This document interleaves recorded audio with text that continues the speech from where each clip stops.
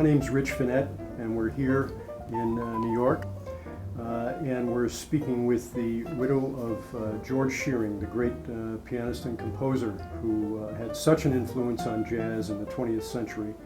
And we've been invited by Ellie Shearing into her beautiful home, and we're going to talk to her about George's music, George's life, and we're going to share that with some of the folks in Lee, Massachusetts, because for many years Ellie and George spent some great time on a farm on Devon Road. Ellie, it's a pleasure to speak with you, and thanks for the privilege of being here. Well, it's my pleasure. Okay. Now, one of the things that we're going to talk about certainly during the interview is some of your time in the Berkshires, but we'll get to that in a moment.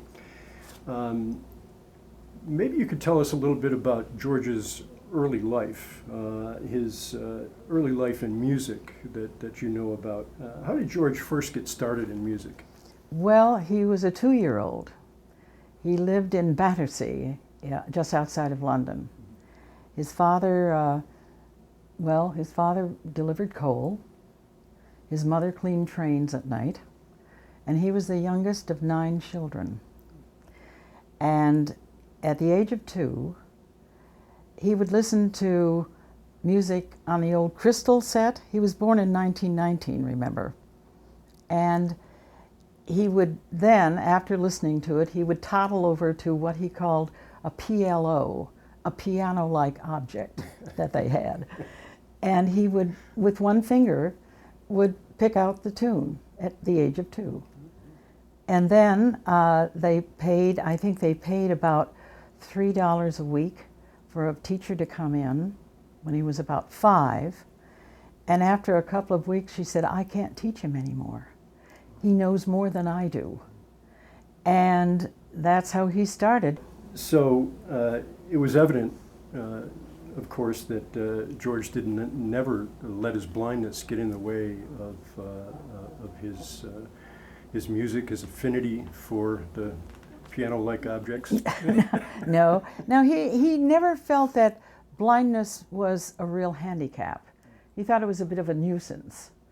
But I would forget that he was blind, because he was a very, very independent person. And I wanted him to be.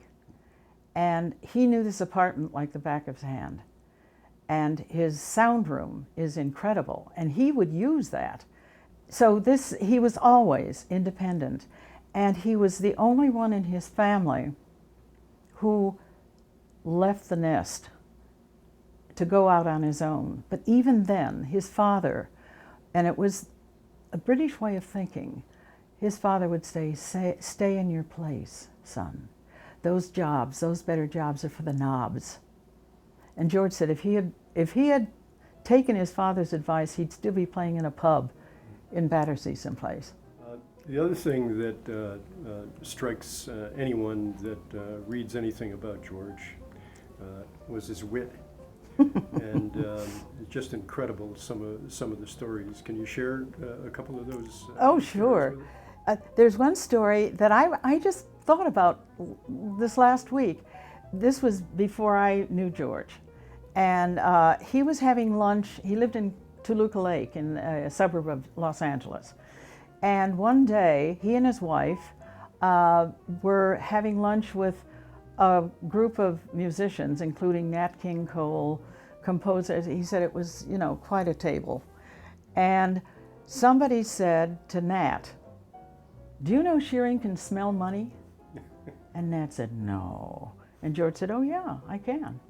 And he and his wife had done this before. They had it all set up, that as they would pass him the different denominations of money, George would smell it, and his wife would tap him on the knee, whether it was a 20 or a 10, by how many taps. And this is what he did. And Nat gave him a 20. Oh yes, it's a 20.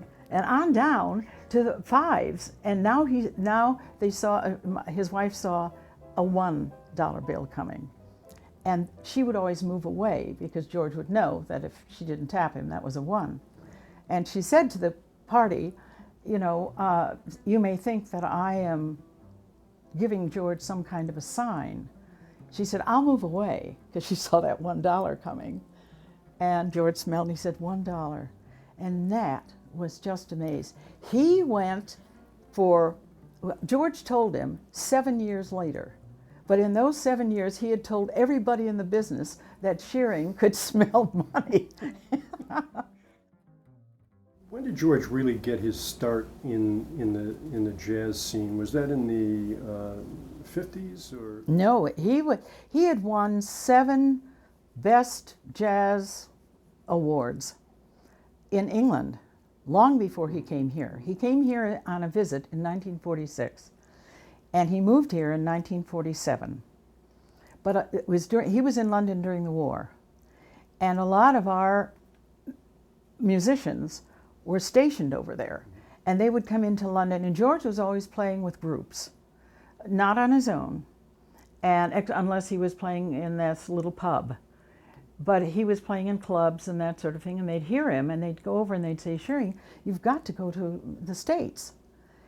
And so he was influenced by our musicians. And he had been playing in an all-blind band, who were 15 blind chaps who were trained to be basket caners or chair caners, but they were musicians. And they put together this all-blind band that was sponsored by the Royal Institute for the Blind there. And they did a lot of touring during the war because the other musicians were fighting. And that was George's way of getting into the larger musical scene. Well, so when he did finally come to the States, his career really took off. I mean, the musicians that he played with, just incredible. George's career did not take off. No. He did not work for 2 years Really? because there was a blind prejudice here in New York. And it was Lenny Tristano. I mean, his manager would take him to auditions, and he would play well, whether they wanted jazz or whether they wanted cocktail or whatever. And his manager would say, "You've got the job, George." Not so. And Lenny Tristano, who was also blind, told him why. He said, "The club owners are afraid that you'll have an accident and that their insurance will go up." And so it wasn't until 2 years later when he went in as an off piano, I forget what you call when they play, intermission pianist for Ella Fitzgerald at the Three Deuces in the Village. And that was his start. But he would only play during intermission, and when the pianist would take off a night, he would sit in, he would just listen to the show, and he would then, that night off, George would play for Ella. And that's how it started here. Yes. Some of the people that he worked with very closely, Mel Torme, just a litany of people who were so great in the world of jazz, and what a great combination of George and several singers. Can you? Well, he worked with Peggy Lee and Tony Bennett. I mean, you name them, and they were here. Carmen McRae, Marion McPartland. He and Frank Sinatra they were ready, they were getting an album together, but it never happened because Frank was always one place and George was another. But they loved working, I mean, they played off stage for each other, or, they played together. But it was a hard road, and it wasn't, George always said what really did it was just timing. Because George came at the end of the bebop era.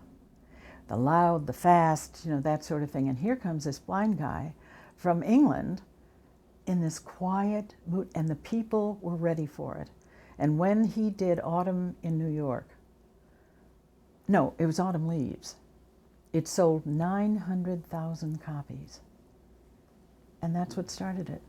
Now, was this during the time that Modern Jazz Quartet and those groups were? Yes, yes, And so, I mean, so some vibraphone players were already on the scene, and I know Oh, that, sure. George worked with sure. a lot of vibraphone players. Oh, yeah. And so, would you characterize at least his music around that time as, or even his playing as somewhat classical jazz? Or, you know, I know that your background is more in classical music. When he started, of course, with the quintet, and he had the quintet for many years. But what George liked to do, when he was playing with the quintet, he had to play the same notes every night because he was playing with other people, and he got tired of that. And after about 18 years of that, he decided to break up the quintet and go more with a trio or a duo or a solo. And this way he could change, he could branch out. And he was a wonderful improviser. Quick story, I was working with the New York choral artists, and we were going to do a concert with the New York Philharmonic. We were doing the Bach B minor Mass. And George liked to come to the rehearsals. And he would take a Braille copy of, he liked to follow the bass line. So he would sit and just listen and follow along. And we were rehearsing one day, and during the interval, one of the people came up and said, "Do you think George would play for us?" And I said, "Well, go ask him." And the conductor, oh gosh, what was his name? I forget now. Eric Leinsdorf was conducting. And he didn't leave the little podium. It was a piano rehearsal. And George sat down and he started playing the Carrie Dancers, you know, da-da-da-da-dee-da-da-da. And all of a sudden in the bass line came the opening Kyrie of the Bach B minor Mass. And he wove those together and did a whole number on it. And afterwards, Leinsdorf went to him and he said, "When did you compose that?" And George said, "Now." And that went through the whole classical. I was standing next to Zubin Mehta one night. We were about to go on stage, and he had just met George. And he knew that we were married. And he said, "Ellie, I have to ask you something. Is it true about the Kyrie?" I said, "Absolutely." And there have been classical musicians who have wanted George to teach them how to improvise. And George said, "You can't teach that. Right. It's instant composition." Yo-Yo Ma, I met him up at Tanglewood, and he said, "I'm such a fan of your husband's." And I said, "Really?" And he said, "I wish I could interweave the classical and the jazz." It was amazing. He was an amazing, if you wanted anything forgotten, don't tell him. Did he have a system of reading Braille, then memorizing lines? No. Braille was too slow for him. He could read it. Yeah. He could read Braille music. But when he was doing an arrangement, he would ask a man in who was an amanuensis. And George would sit at the piano and dictate note for note for all of the instruments. And then the amanuensis would take it home and put it into the parts for the guitar or bass or drums. But there was no piano music because he didn't need it. And he was, Braille was just too slow for him. When he, at a time, he was doing a Mozart, the first movement of either a Mozart concerto or a Bach concerto in the first half of a program, if he were working with a symphony. And he would, he had two upright pianos in his studio in the other room. And I would play 8 bars, and he would play them after me, and then we'd go on another 8 bars, and that's how he learned. It's much faster. His ear was so fast. By the way, Dick Hyman was the only one for whom he would practice.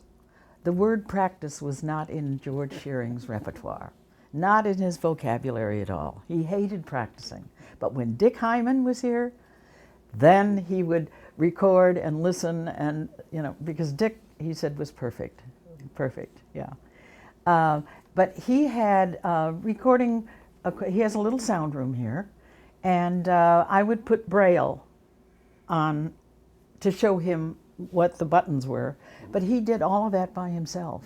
He had microphones on each piano, and away he went. Just briefly going back to the some of the recording that he did here, I noticed that there is a CD out there, an album called George Shearing at Home. Yes. And, yes. And maybe you could tell us a little bit about how that came to be. Well, in 1983, he was playing at the Carlisle Hotel here in New York with a wonderful Canadian bass player by the name of Don Thompson. And Don used to come over here in the afternoons. He loved to just sit in with George. He'd bring his bass, and they would play. Just jam. Yeah. And one day they were having such fun that Don said, "George, why don't we lay a couple of these tracks down?" So they went out, they bought 4 tapes, they rented 4 microphones, 2 for the bass, 2 for the Börsendorfer, and they used George's little soundboard and his reel-to-reel tape recorder and set up shop just to your right, here in front of our fireplace. And they'd play a couple of tunes, and then George would say, "Ellie, could we have some tea, please?" being a good Englishman. And this would go on all afternoon. Now we segue. George sent it to the president of the record company for whom he was working at the time. And the president said, "Yeah, it's all right, George, but I'd like to have a little more reverb on it." And George threw it in his desk drawer, and there it laid until 3 years ago. And they were doing a quintet concert in Toronto as a memorial to George. And 3 of his regular players live in Toronto, including Don Thompson. And Don is a wonderful engineer because he has a little studio in his basement. Well, after the recording, or after the concert, I was staying with Don and his wife, and he said, "Do you remember that tape we did in your living room?" And I said, "I remember making a lot of tea." And he said, "I made a copy, a CD, off that." He said, "Would you like to hear it?" And I said, "Yes." So we played it. And I thought, whoa. And I said, "Would you make me a copy, burn me a copy?" Which he did. I brought it back here to New York. I took it to a dear friend who was the owner and chief engineer of a recording studio on West 57th Street.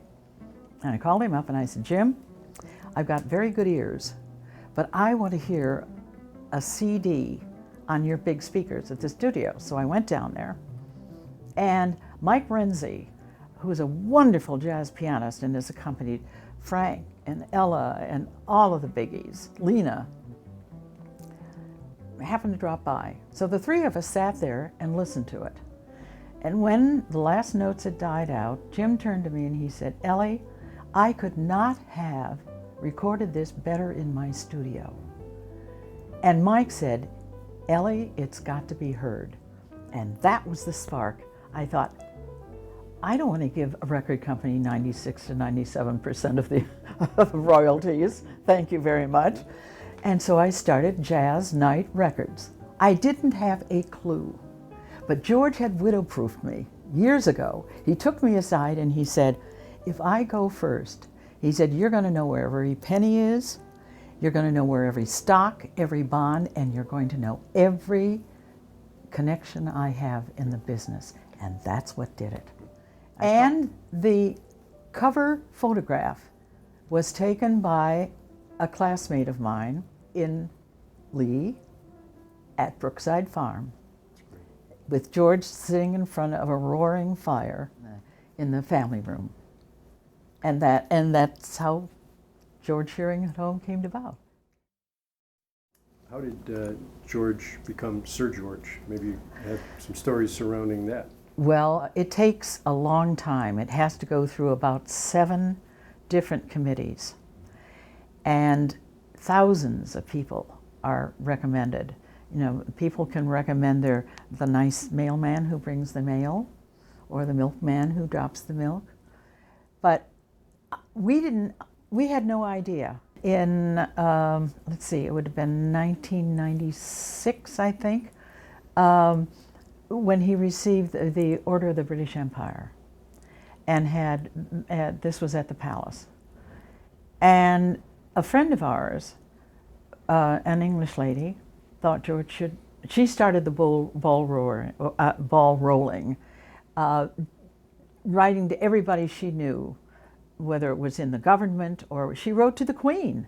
She wrote to the Queen Mum, you know, to write, you know, of course they can't do that, but everybody started writing, unbeknownst to us.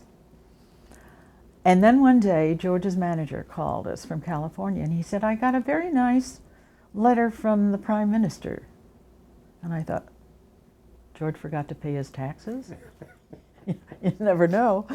And he read me the letter, and it was sent to him for some reason, that the Queen wanted to give him a knighthood.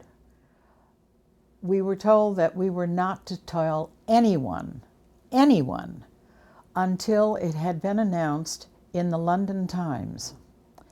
And for 2 months, I had to keep that secret, and it was a very difficult secret to keep. But he received the Order of the British Empire from the Queen. And what was nice is that she stands on a dais, and they put a little hook in the lapel buttonhole, and she hangs this medal on the hook. Then she stepped off the dais to shake hands with George, and they had a little conversation. Now, this is the Order of the British Empire. And 11 years later, he received this. And this is the knighthood, the badge of knighthood. His father used to deliver coal to the palace, and wouldn't he have been proud of his lad? Yes, he would. Yeah. When did you two meet? How did you two meet? We met in 1971. I was somebody else's date at a Christmas luncheon. Right. I was living in Hollywood at the time, and I was working in films.